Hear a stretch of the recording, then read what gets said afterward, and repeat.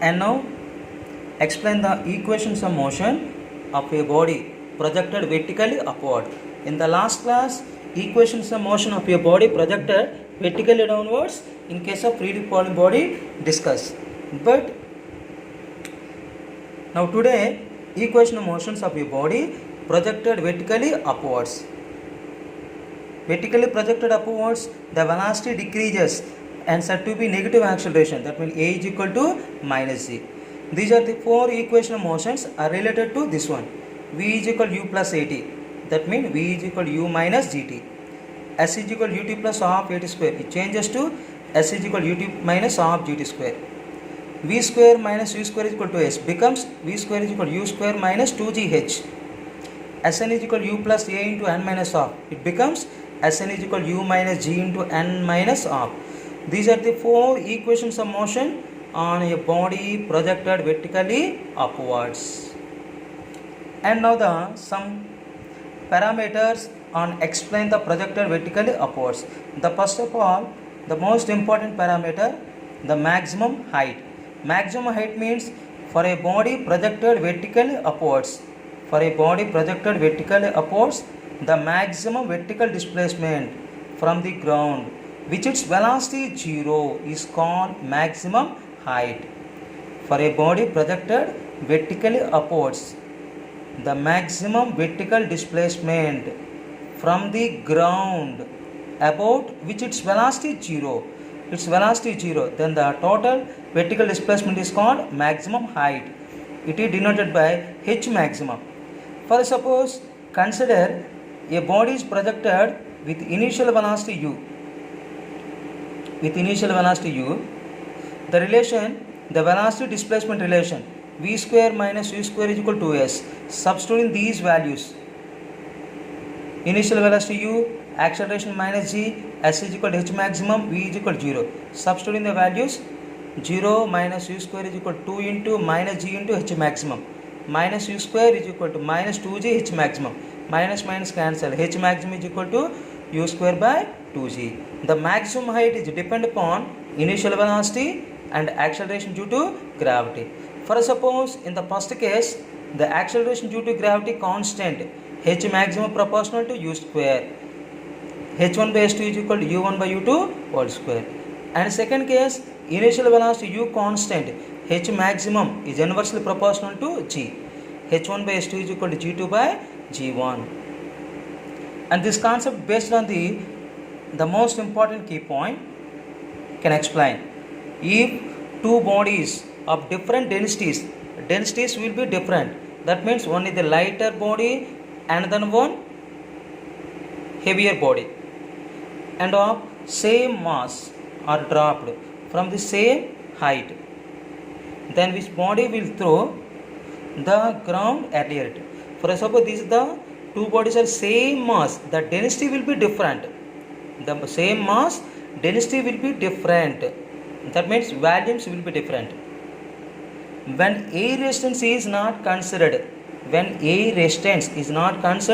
or in vacuum, both bodies reach the ground at the same time.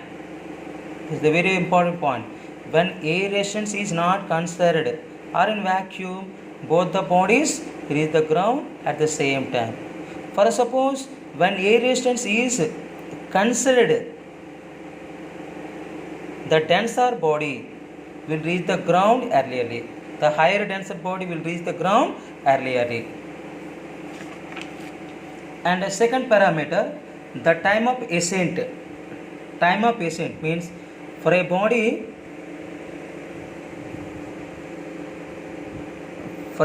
projected upwards, the time taken by the body to reach the maximum height. And this point to and this point, the total time is called time of ascent. The initial velocity u, in the upward motion a is equal to minus g, the time of ascent t is equal to a, final velocity 0. These are the related equation, v is equal to u plus at. Substituting these values in this equation, 0 is equal to u plus minus g into a, u is equal to gta, ta is equal to u by g. Time of ascent, initial velocity by acceleration due to gravity. And another parameter, time of descent TD. That means for a body projected vertical upwards, the time to travel from maximum height to the point of projection on ground, from maximum height to point of projection on the ground is called time of descent. This is the upward motion. The final velocity 0. In case of downward motion, this is the initial velocity 0. The downward motion, acceleration plus c. The total distance is the maximum height. T is equal to TD. These are the relation. Displacement is a function of time. S is equal to ut plus half a square. Substituting these values in this equation, S h maximum, u value 0 plus half into g into TD square. But maximum height relation, u square by 2g is equal to g by 2 into TD square. 2 cancel. TD square is equal to g into g square. TD is equal to u by g.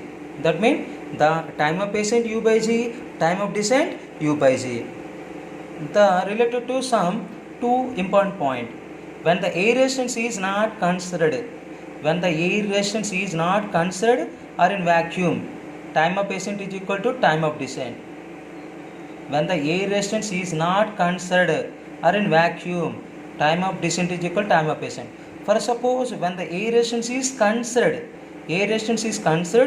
time of ascent is less than that of time of descent. Time of ascent is less than that of time of descent. Air resistance is considered. This case, air resistance does not consider or in vacuum. And the fourth parameter, time of flight T. For a body projected vertically upwards, the sum of the time of ascent and time of descent is called time of flight. For a body projected vertically upwards, the sum of time of ascent and the time of descent is called time of flight. That means it is the total time for which the body remains in air. The body remains in air.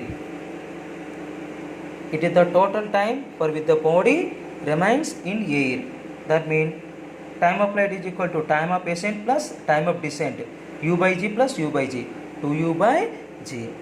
And the next class, I explain some important relation of the concepts and related problems on vertically projected upward bodies.